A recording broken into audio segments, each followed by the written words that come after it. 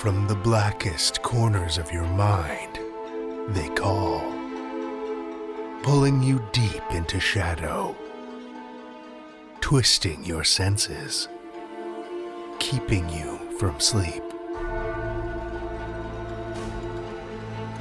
It's time to face your darkest fears. This is Tales to Terrify.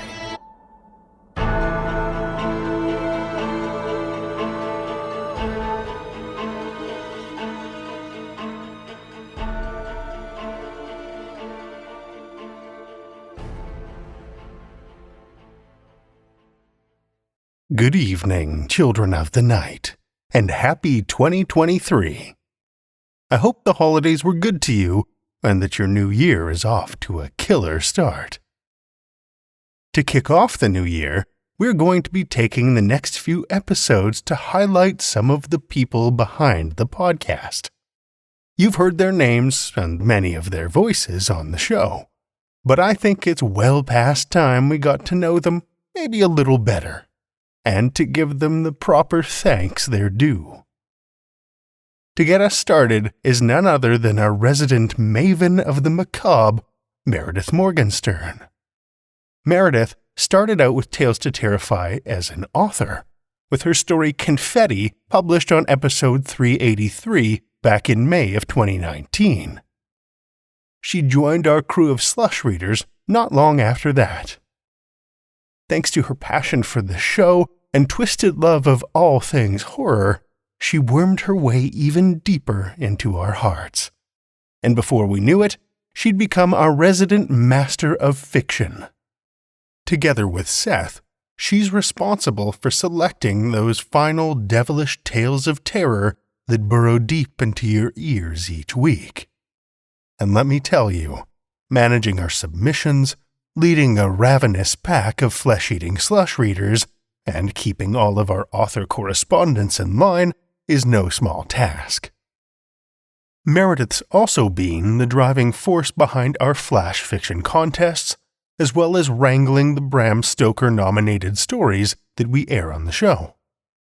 She, with a little technical and moral support from her son, is also the reason we've got ourselves a Discord server for our contributors and supporters.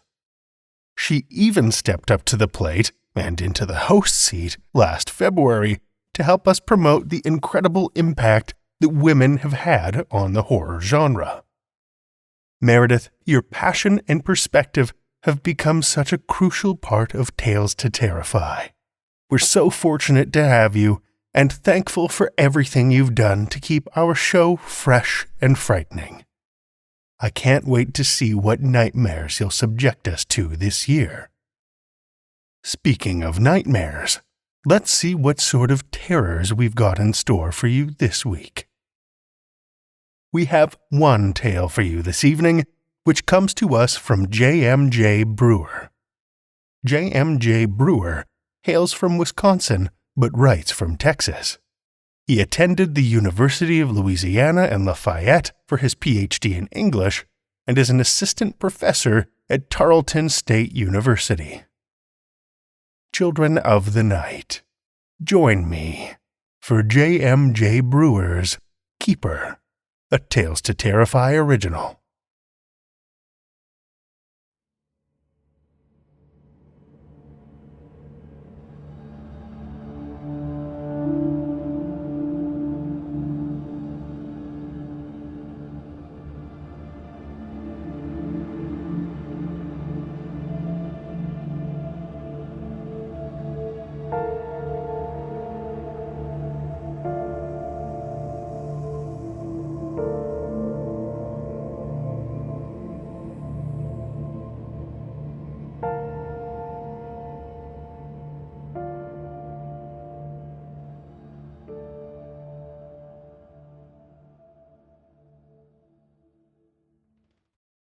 James lived his life by the cycles of the sun and the moon.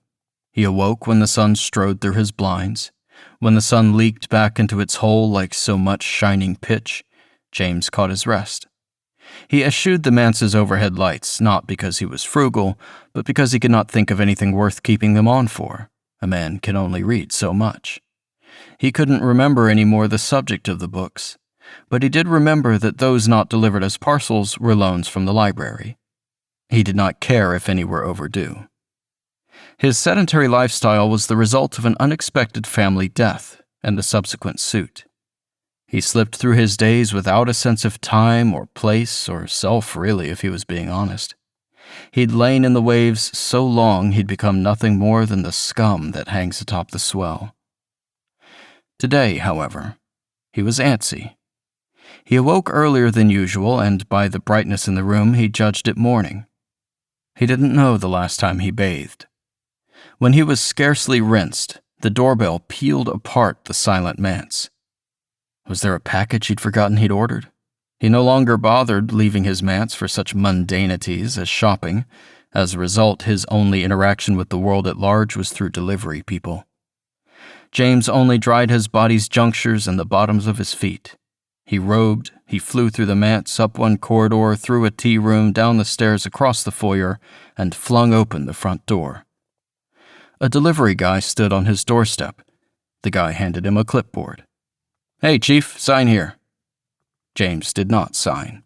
He would have remembered ordering this package. A truck idled in his cul-de-sac, well, more like a van, one of those with the open beds. He and his brother had driven a nearly identical vehicle during summer's landscaping in college.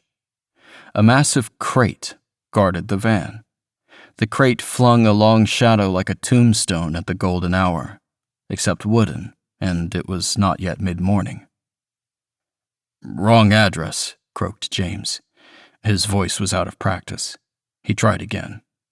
"Wrong place, man, sorry." The delivery guy pointed at his clipboard, upon which James's address was boldly proclaimed. "Maybe it's a gift, huh?" The delivery guy looked sheepish. He was maybe a few years out of high school. The veins on his forearms drove straight lines across his biceps. "I really don't want to load it back into the truck," he said. James eyed the package. "Mind helping me get it inside the manse?" They commenced. James tilted the package backward while the delivery guy shoved the lip of a dolly beneath. Together they reoriented the package until it lay casket flat, spun it 180 degrees on the dolly, and hauled the thing up the 3 steps to his front door. Once inside, they tipped the package so it stood upright on its own volition. It seemed even larger in the foyer. "Big joint you got here," said the delivery guy. He wore a wide smile. "Clergy house?" "Huh?" asked James. "Manse, you said," said the delivery guy. He fingered paint streaks on the package's edges. Parallel scars scoured the doorframe. "I thought we were going to have to take off the door." "It's another word for mansion. I read it in a book," said James. He was embarrassed. As he'd vaguely feared, solitude had turned him into an eccentric.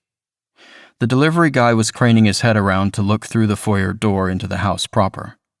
He whistled. "Yeah, I hear you." His head ticked from one hallway to the next. James had always imagined the foyer as the head of an octopus, and the inexplicably ribbonous hallways that octopus's tentacles. "Not trying to pry or anything, but what's the square footage on her?" asked the delivery guy. "I got a buddy on the market and we're trying to gather intel, so to speak." "No idea," said James. It was true. "Well," said the delivery guy. Together they regarded the package. "Want me to bust her open for you?" He waved a pry bar. James hadn't seen it on him before. His eyes shone, thought James, with a not professional curiosity. "No, thanks." And anyway, James wanted to open this mysterious package without an audience. Something about the proceedings felt intimate. He'd signed for it, after all. This crate and whatever inside belonged to him. Meanwhile, the delivery guy was twirling his pry bar and pacing down the corridor. He could have been a drum major. James ushered him toward the door. "Do I need to tip you?" James asked. The delivery guy shrugged. "Wouldn't hurt." James didn't find any cash in his bathrobe pockets. "Wait here," he told the guy. He jogged upstairs and, after some scrounging, discovered a sheaf of bills acting as bookmarks for a stack of tomes in his half-bath. He slipped the guy 2 bills. "That work?" "Sure, man." The delivery guy shoved the money in his pocket. He hardly seemed to look at it. "Have a nice day," said James. "Might want to water your houseplants," said the delivery guy. "Huh?" "Your houseplants," said the delivery guy. He pointed with his pry bar. "Whatever, man." The delivery guy shook his head and closed the door behind him. But James kept the door open with his foot. He watched the delivery guy walk to the van, drive off. Only then did he look where the delivery guy had pointed. In the center of his house, around which the hallways slithered, nestled a cylindrical atrium. Inside were 10 square yards of decrepit forest. The realtor had told him the way inside, but he'd long since forgotten.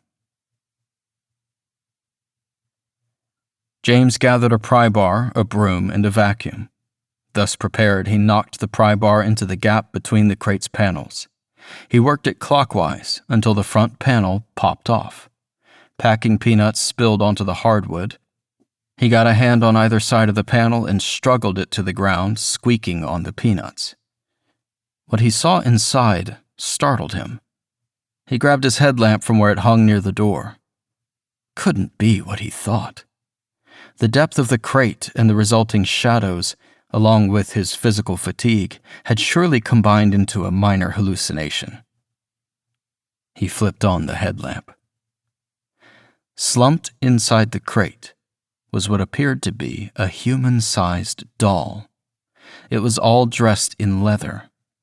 The doll was further encased inside an inflated plastic bag. A tube sprouted from the doll's gaping mouth, ran up through the plastic bag, and shot into the open air. The doll looked heavy. It was as tall as he was. He poked the plastic bag, and the plastic held as firmly as the inflatable furniture he and his brother had coveted in their preteens. Who had sent this? He hunted around the inside edges for a letter or even an adhesive tag. The outside of the crate was similarly unmarked. There wasn't even a plastic envelope with documents inside, like he'd seen on large crates in the movies. Worst case scenario, he could call the delivery company and inquire the sender's identity and address. He fixated on the delivery guy's uniform, specifically his chest, where a logo might reside. Nothing specific, only the delivery guy's pectoral muscle bunching beneath the tight teal shirt as sinuously as snakeskin. Maybe the delivery instructions were on the doll's person. A hidden gift tag with a QR code and a personalized message. He tugged on the doll, but it didn't budge. Only then did he notice the bindings that kept it standing. Thick and translucent plastic, the same that attached new socks to cardboard. He went to the garage and found his pruners. These only scoured the plastic. He exchanged his pruners for his loppers. The lopper's metal beak gnawed into the bindings. James kept his hands low on the handles and squeezed. That did it. 5 sharp squeezes, and the doll tipped into the hallway. It lay on the tile. Hissing air escaped from its plastic bubble. He flipped the doll so it lay face up. Its mouth tube had cracked in the fall. And to his considerable surprise, the inside of the plastic bag began to collect condensation.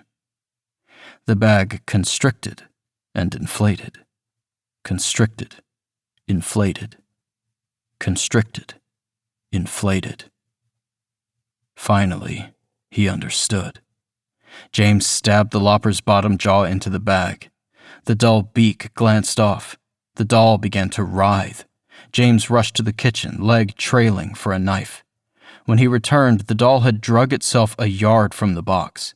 It had flipped back onto its belly. James knelt over the doll and pulled its head back and sliced the knife across the ballooning plastic. He flipped the doll over. Its eyes were rolling. It was bucking for its life, and it was strong. James pinned its shoulders with his knees and braced his forearm against the doll's neck. He cut around the breathing tube and he wrenched the tube out. The tube kept coming, the last foot of it slimy with mucus and blood. The doll retched. James pushed it onto its side and scooped his fingers into its mouth to clear the vomit. It heaved again. The vomit ran slick down the leather and the plastic, slid beneath the cuff of his sleeve. His own gorge rose. He dug in the doll's mouth until there was no more vomit, and then he slapped the doll on the back. The doll took in huge gulps of breath. Too fast. James gathered the doll close, spread his hands on the leather chest, and breathed big and slow and steady. The doll mimicked him. Soon enough, they were both breathing big and slow and steady. The doll fell asleep in his lap. Now that he knew it was alive, he could hardly call it a doll. After some time, he'd scooted from beneath it. Daylight had fossilized the foyer in amber. The doll, the figure, was resolutely out. It was breathing steadily. James dragged it out of its mess and laid it against the wall so it wouldn't fall. Its eyelids were pale, and its mouth hung half open. Its teeth were too white and straight, veneers maybe, or dentures.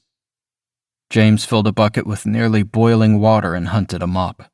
He squirted dish soap into the bucket, 3 buckets of water until there was no more vomit, an additional bucket for the figure.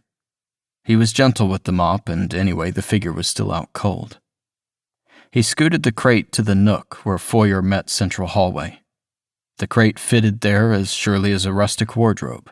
Its yawning mouth grated on his nerves, so he propped the lid against it. "Now, what to do with you?" he said. The figure did not stir. The house felt awfully quiet now that he'd spoken.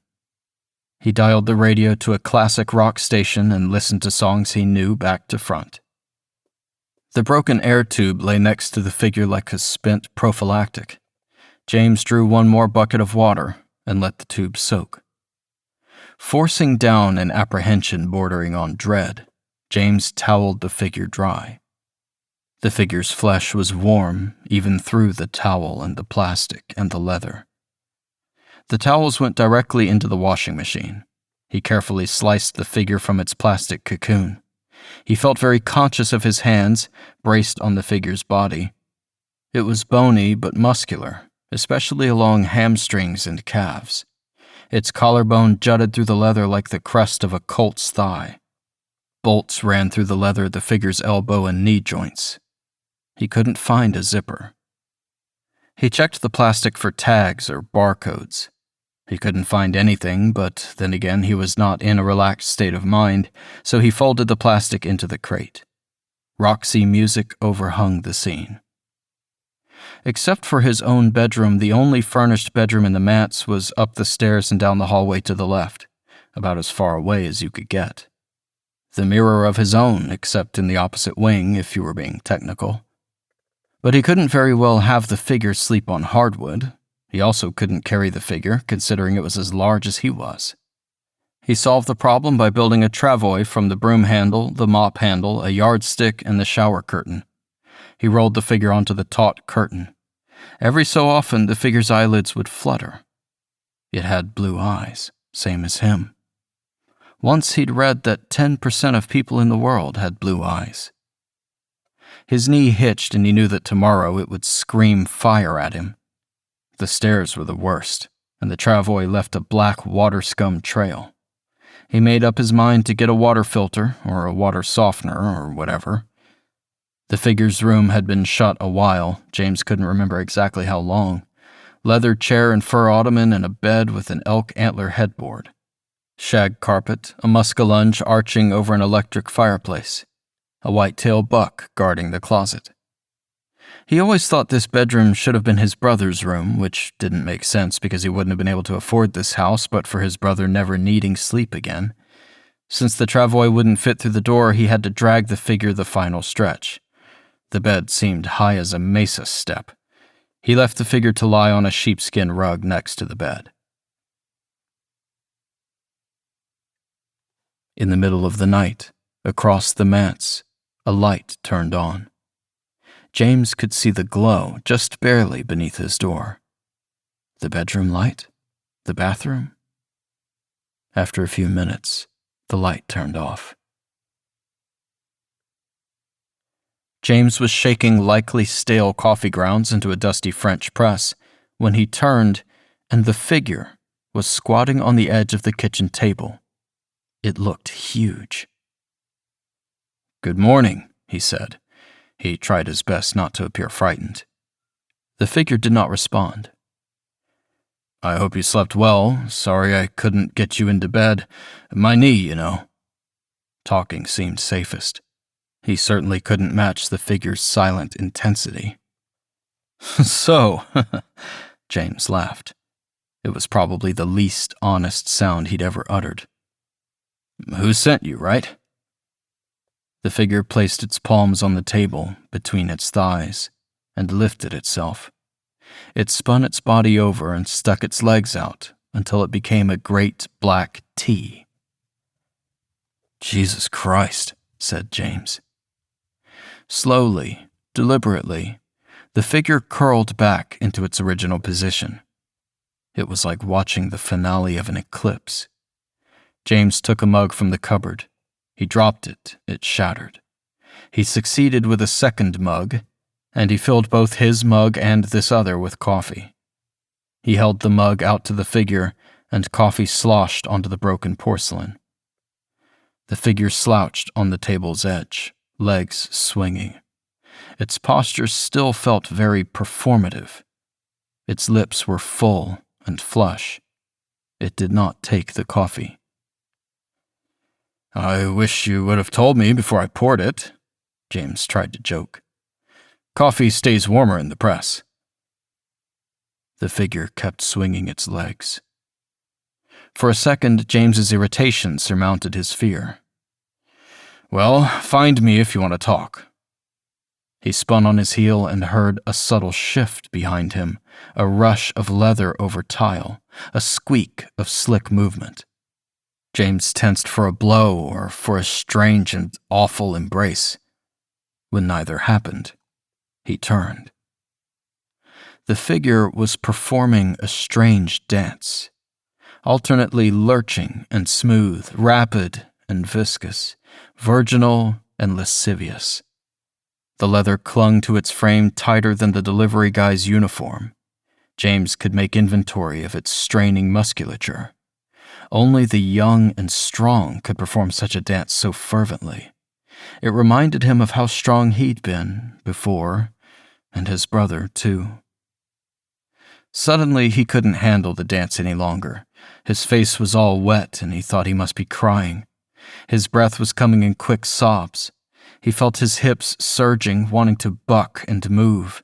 James escaped as fast as his smarting leg would allow.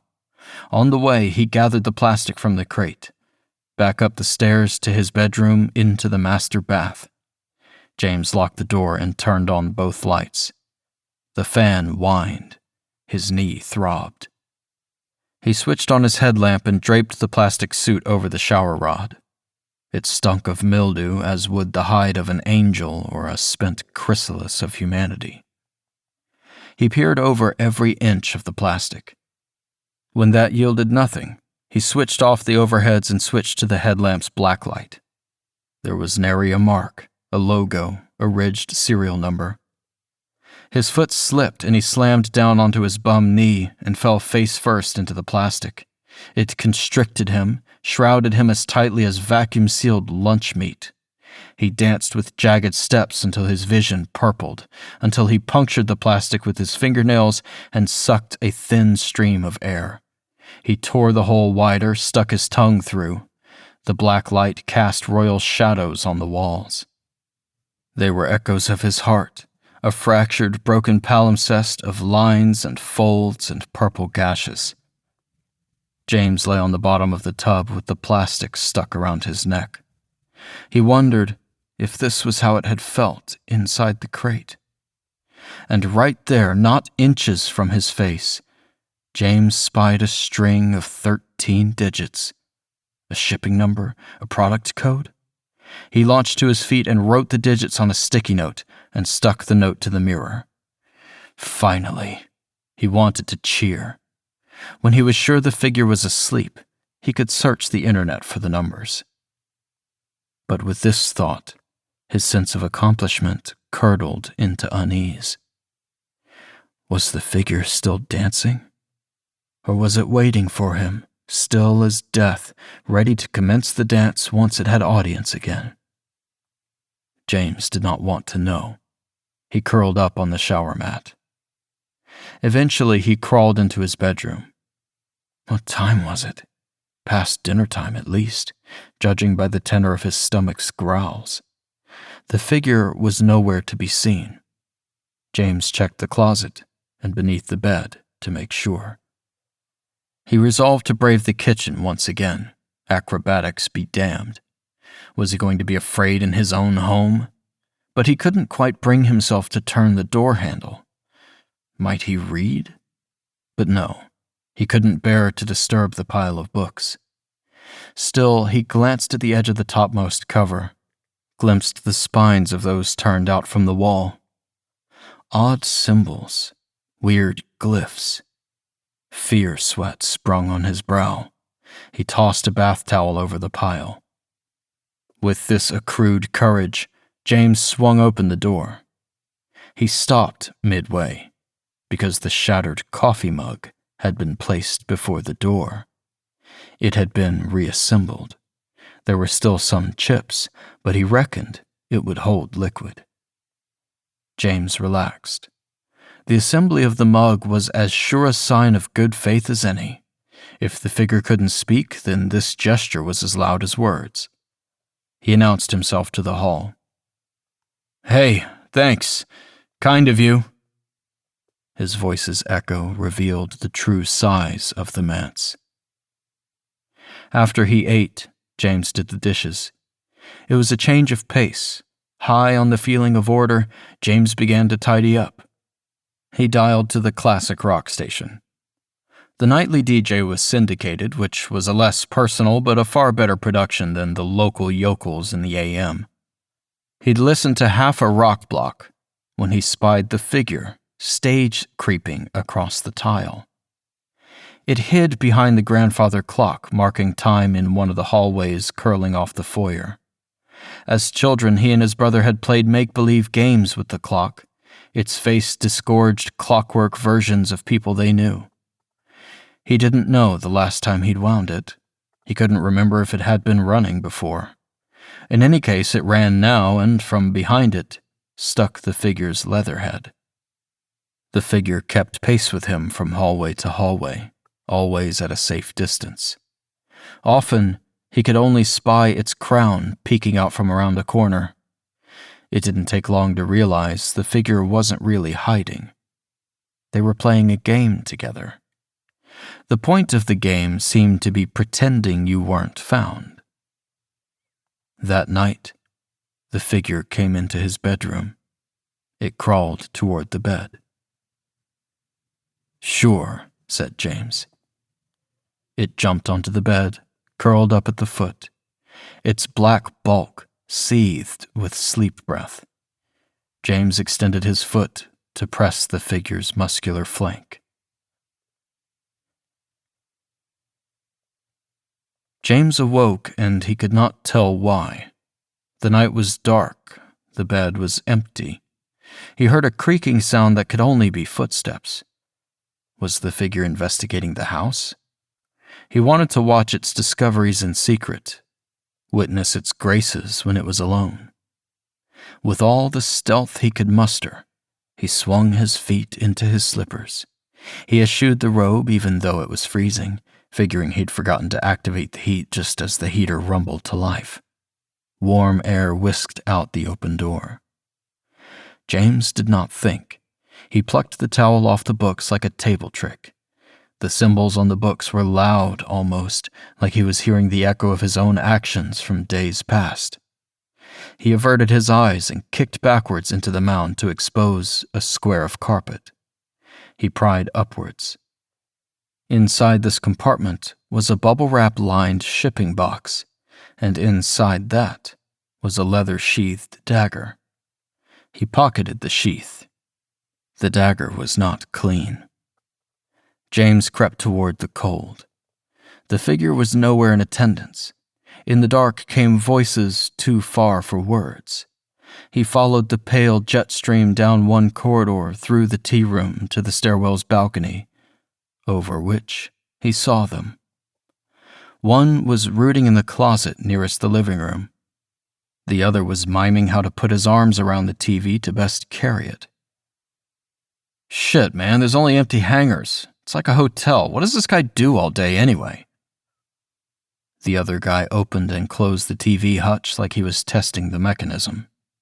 He reached behind the TV and held up the cord. It's not even plugged in. He lifted the TV and brought it to the middle of the room. James recognized him as the delivery guy. The muscles of his forearm, his strut. Both men wore balaclavas. The delivery guy squatted next to a pile of books. He leafed through the topmost, smelled its pages. He reads, I guess. These look old. I bet they're worth something. I thought you said you knew him. I said I delivered here all the time, said the delivery guy. Brother, you can buy a TV nicer than that for like $300. Shut up, said the delivery guy. He kicked the TV screen. Let's go upstairs, look for a big statue or antique javelins or something. Maybe it was a new refrigerator, the other guy grumbled. They started coming up the stairs, and James receded into the shadows. Twin flashlight beams crisscrossed the inky black. Only then did James notice the figure standing atop the stairs. It had been only 4 or 5 feet away from him the entire time.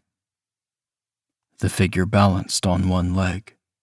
It was as still as Ozymandias. He wondered if it was holding its breath. Its arms were woven above its head. A few moments passed before a flashlight beam found it. Both flashlight beams halted, pinned the figure. Jesus, said the other guy. One of the lights began moving again. The delivery guy confronted the figure at the stair top. He bit the haft of his flashlight so the light shined directly into the figure's face, inches away. The figure did not blink. The delivery guy poked the figure's chest. His hands roamed. James wished for binoculars. He could just imagine those straining fingers pressing the taut leather flesh of the figure. Calloused hands squeezing the figure's arms, shoulders, thighs. Would the figure react, or would it stay frozen? Would it let happen what it wanted to happen? It's some kind of statue, said the delivery guy. The other guy blew out a horse's breath. He shook his head. That is the creepiest damn statue The figure dropped its foot and crossed its arms. It moved with the herky jerk of a wind-up automaton. Jesus Christ, yelped the other guy.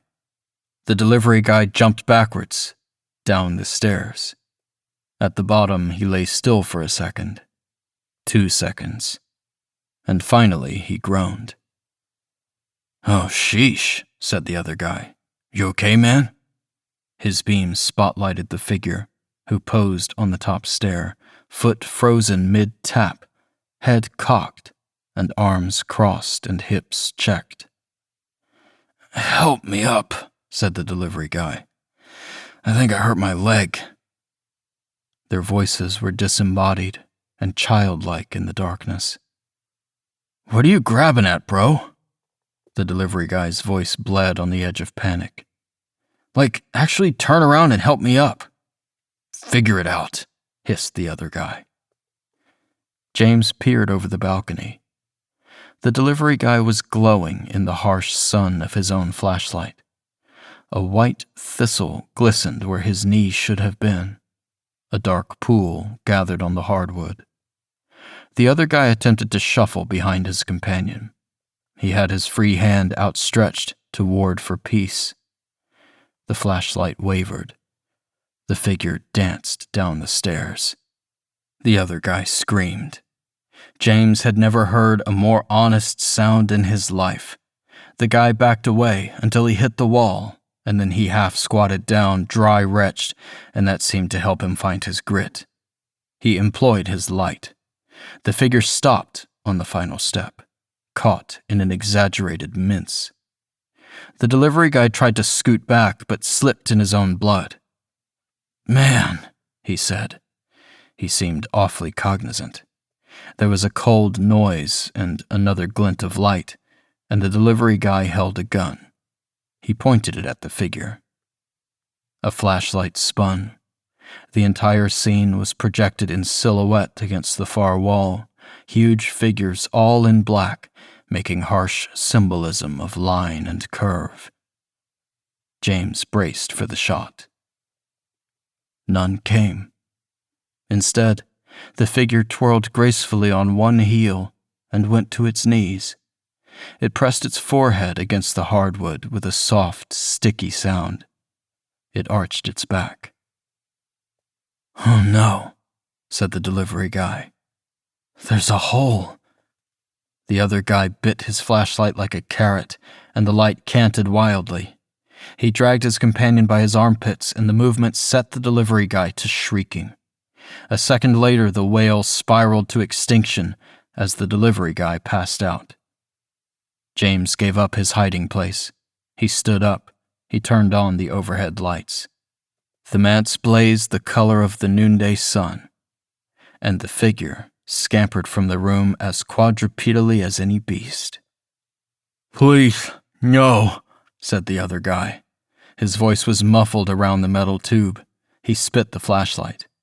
When he saw James, his mouth opened into an appalled "oh." "Please," he repeated. James refused to comfort him with utterance. In silence, he followed the thieves to the door. The other guy, dragging his companion around hidden corners and through looping corridors, never took his gaze off James, despite an evident urge to search frantically for the figure.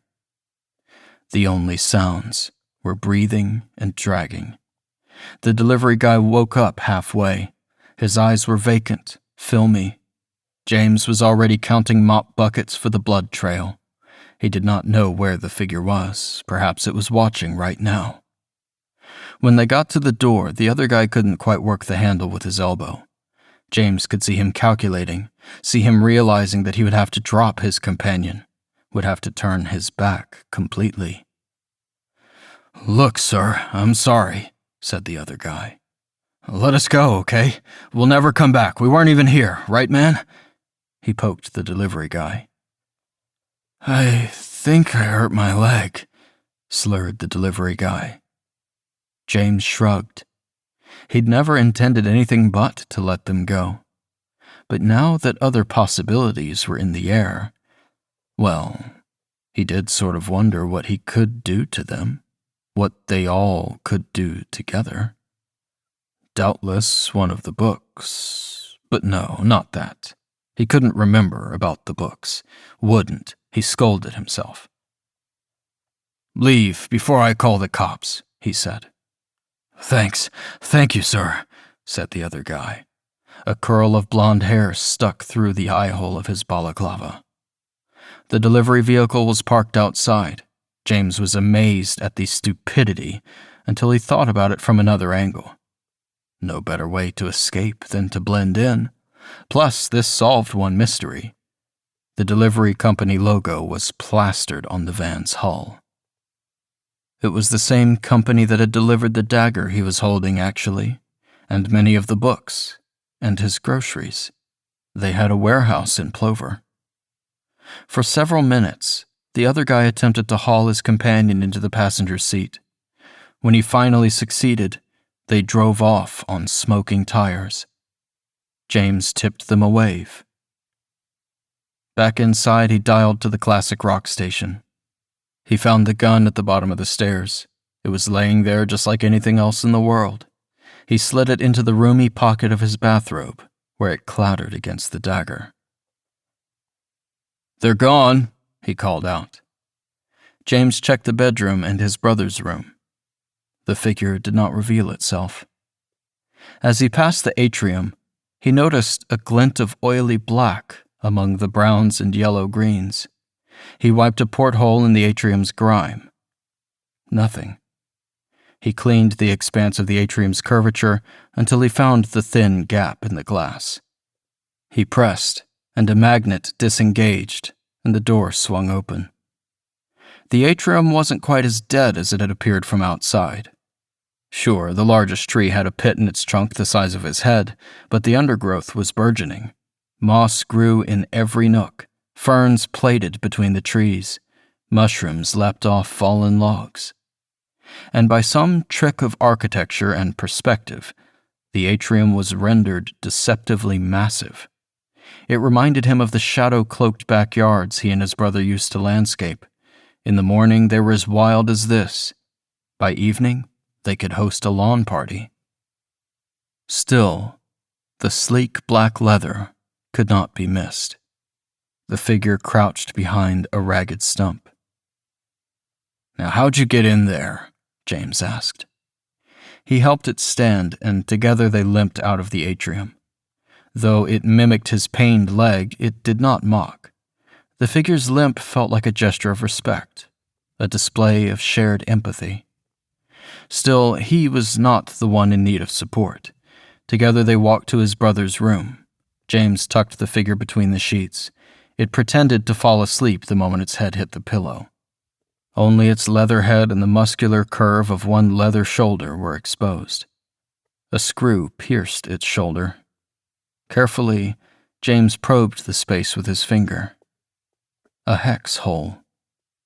The screw ran the whole way through. James spent the next morning tracking down the number revealed on the plastic packaging. At first, he thought it was a foreign phone number. He tried several country codes to no avail. Maybe it was some sort of cipher. He considered consulting at one of the book piles. A few texts doubtlessly covered codes and other numerologies, but he was loath to. "Only if I can't figure it another way," he promised. He inquired the internet for possible meanings of 13-digit numbers. He checked against barcodes, and he tried date combinations and geographic coordinates. Finally, he tested the string as a vehicle identification number. And he was on the trail.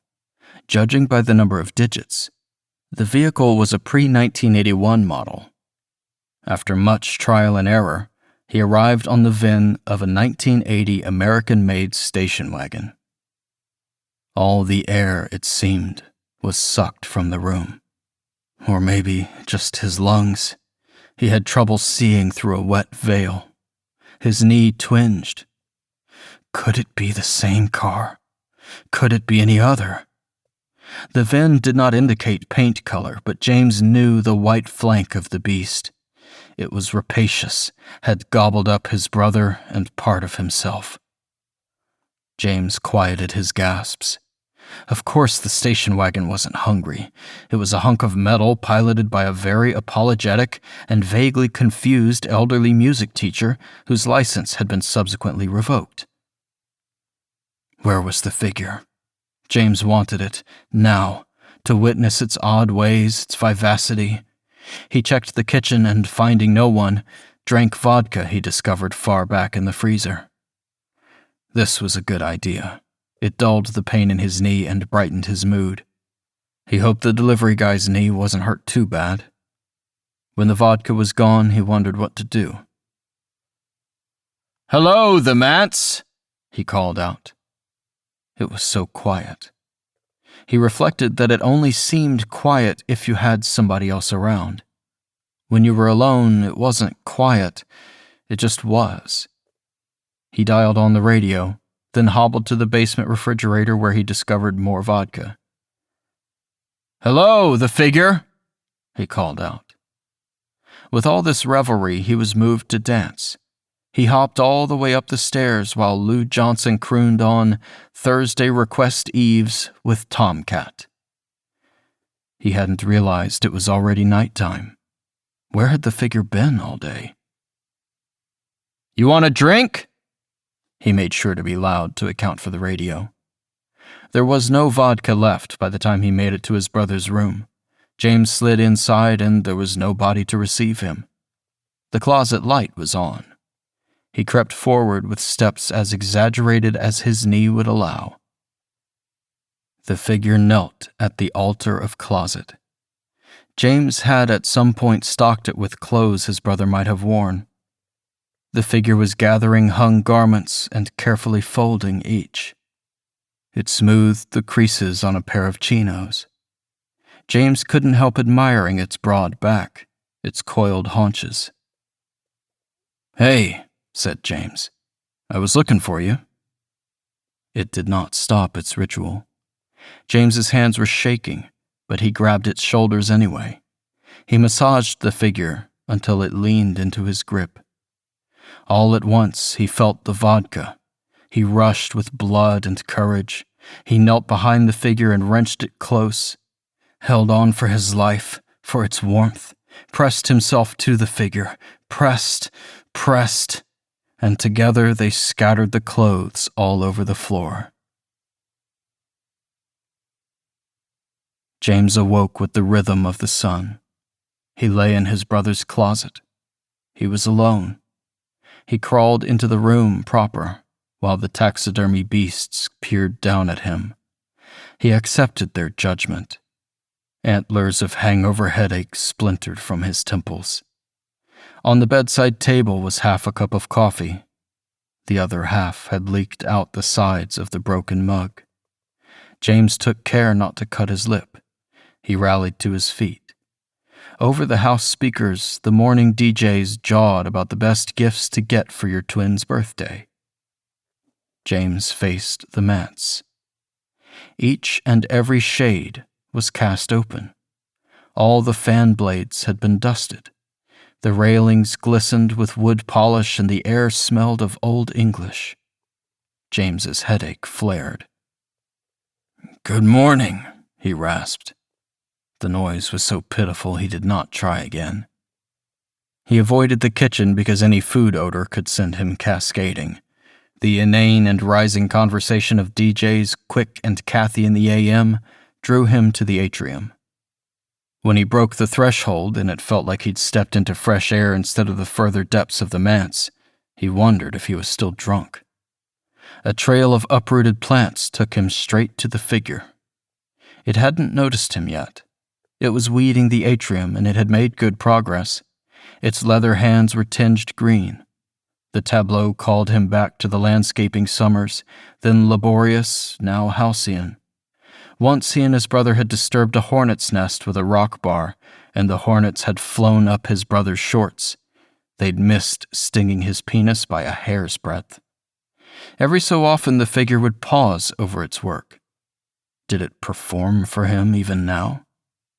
Even when it was still, it was not still like a person. It stood stock as the remade beasts mounted in his brother's room. "Good morning," James said. "Thanks for the coffee." The figure did not startle. It held a palm to its chest and bowed its head. "Want some help?" The figure made no indication of answer. He wondered why it bothered. The atrium had lost all splendor. Its life was mean and scrabbling. Resuscitation to its former glory would constitute miracle. And even in resurrection, it wouldn't return the same. Not quite. James tossed the dagger into the undergrowth. He considered the gun for longer. Much easier that way, but too cold, too incidental, too like the white station wagon. James hung his bathrobe over a desiccated branch, and the heavy pocket swung pendulum. Once they finished, they sat encircled by dredged weeds. "Looks a lot better." He wished he had water, but he couldn't leave now or lose his nerve. The figure opened its arms. It expected the embrace from last night. Growing up when he and his brother roughhoused, James had invariably ended on top. Older twin means more nutrients, he'd taunt, knees pinning his brother's shoulders, free to insert the first knuckles of his pinky fingers into his brother's nostrils. The figure folded into James. He smelled the leather behind the autumnal odor of the wilderness. The figure's lips brushed his ear. It turned face down and arched its hips. Gently, kindly, James flipped the figure onto its back. It cocked its head at him. "Not like last time," he said. He stroked the figure's leather head. He had expected to cry, but now that the time had come, his eyes were as dry as his mouth. "I loved you," he said. "I love you." James caressed the hex bolts shot through its wrists, knees, its hips, beneath its arms. He encircled those wrists with his fingers and settled his knees over the figure's shoulders. He let go the wrists. The figure's fingers traced shapes in the air. Its heels tapped the floor. It was dancing. James let his body sway with the figure's beat. For a minute they danced together. Then James rested his hands on the figure's leather neck. He bore down with his full weight. The figure did not struggle. It lay there and looked at him with its blue eyes, blue as his own eyes, and it smiled, and James did not have the strength to look away, so instead he squeezed tighter, tighter, until there was a small popping noise, and his hands drove much deeper than they should have been able to. James listened to the classic rock station. He couldn't figure out what song the DJs were spinning. He pushed leaves and weeds and atrium detritus over the leather body. He lay back and nestled against it, just like before they were ever born. He closed his eyes, and the world revolved. Lyrics penetrated his brain. He recognized the song now. It was a remake, but most people didn't know that. "Oh, how can I forget you, when there is always something there to remind me?"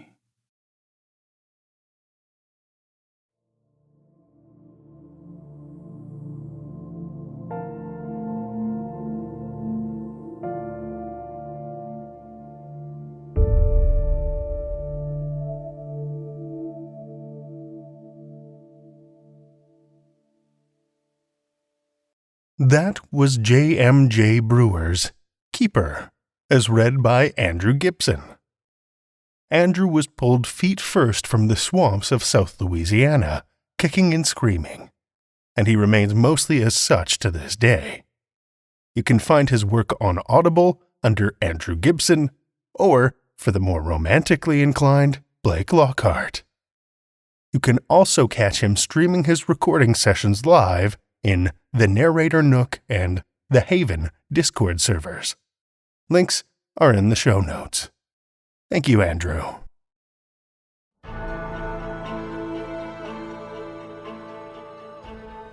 Well, children of the night, the hour is late, and we've run out of tales to tell. For now. Tales to Terrify is made possible by the tremendous generosity of our supporters on Patreon and PayPal. Incredible fans like Amanda Carrillo, Orion D. Hegre, Paul Belcher, Amanda Gottfried, and Kathy Robinson, whose generous support helps keep the lights on and flickering ominously. Not a supporter already? Head over to patreon.com/Tales to Terrify, where you'll find all kinds of perks like ad-free episodes, bonus content, and one-of-a-kind collectibles and merch packs. Every dollar goes back into this show to make it as horrific as possible, and we appreciate it so much. Want another way to support the show that doesn't cost a cent? Head over to Stitcher, Podchaser, or Apple Podcasts and leave us a 5-star review. You'll not only put an unnaturally wide smile on our faces, but help new listeners discover our terrifying tales too. Why not share your love of the show out in the world with some Tales to Terrify merch? TalesToTerrify.com/merch will take you to our TeePublic store, where we've got a great collection of creepy custom and curated designs that's always growing, so check back often. Tales to Terrify is produced by Seth Williams, Meredith Morgenstern, Andrew Gibson, and myself, Drew Sebastini, with original theme by Nebulous Entertainment. Tales to Terrify is distributed under a Creative Commons Attribution, Non-Commercial, No Derivatives license. Join us again next week as we threaten your fragile sanity with more Tales to Terrify.